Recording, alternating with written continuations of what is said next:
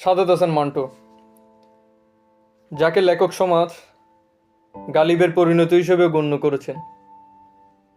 তিনি তার সময়কার সবথেকে শক্তিশালী একজন নাট্যকার কিংবা গল্প লেখক হিসেবেও খ্যাত। তিনি তার মৃত্যুর আগে তার শ্রেষ্ঠ একটা নাটক তিনি লিখে গিয়েছিলেন, যার নাম ছিল মির্জা গালিব।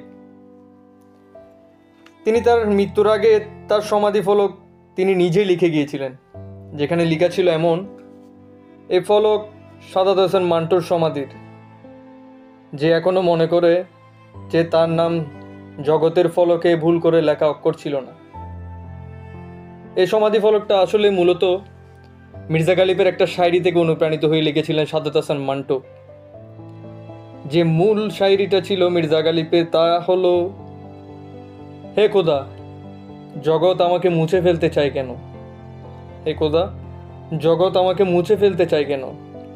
সৃষ্টির ফলকে ভুলে লিখে ফেলা অক্ষর তো নই আমি।